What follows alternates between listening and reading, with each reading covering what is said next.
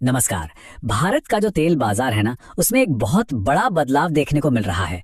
और हमने अपनी पड़ताल में पाया है कि एक कंपनी इस बदलाव का सबसे ज्यादा फायदा उठाने के लिए बिल्कुल तैयार बैठी है।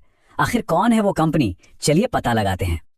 जी हाँ, हमारी पड़ताल का जो निचोड़ है वो यही है, रिलायंस इंडस्ट्रीज। हमें लगता है कि इस पूरे खेल में सबसे बड़ा फायदा उन्हीं को होने वाला है। तो सवाल ये उठता है कि भाई ये सब हो क्यों रहा है, इस बदलाव की असली वजह क्या है और रिलायंस को इसका फायदा कैसे मिल रहा है। चलिए इसी की तह तक चलते हैं। देखिए, आंकड़े बिल्कुल साफ साफ बता रहे हैं। एक समय था जब रूसी तेल भारत के लिए बहुत जरूरी था, पर अब वो बात नहीं रही। भारत की निर्भरता उस पर लगातार कम होती जा रही है। अब जरा इन नंबरों को देखिए। कुछ ही समय पहले तक भारत के कुल तेल आयात का लगभग 40% हिस्सा अकेले रूस से आता था, और आज ये आंकड़ा गिरकर सिर्फ 27% पर आ गया है। ये कोई छोटा मोटा बदलाव नहीं है, ये एक बहुत बड़ा शिफ्ट है। तो ये गिरावट आई क्यों? सीधी सी बात है, पैसा। जैसा कि आप देख सकते हैं, पहले जो डिस्काउंट करीब करीब $10 प्रति बैरल का मिलता था, वो अब घटकर सिर्फ $2.2 रह गया है। तो जाहिर है अब ये सौदा उतना आकर्षक नहीं रहा। मार्केट के जो बड़े बड़े एनालिस्ट है ना, उनका मानना है कि वेनेजुएला अगला रूस बन सकता है। मतलब वो भारत को भारी डिस्काउंट पर कच्चा तेल दे सकता है। ये भारत के लिए एक बहुत बड़ा मौका हो सकता है।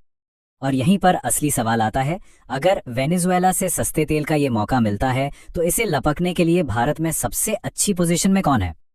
और बस यहीं पे हमारी कहानी का सबसे दिलचस्प मोड़ आता है।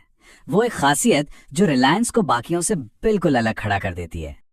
तो असली खेल सिर्फ सस्ता तेल खरीदने का नहीं है, बल्कि उसे साफ करने की, उसे रिफाइन करने की काबिलियत का है। और इसी मैदान में रिलायंस का कोई मुकाबला नहीं है। तो ये कॉम्प्लेक्स रिफाइनरी आखिर है क्या भला? देखिए, ये कोई आम रिफाइनरी नहीं होती।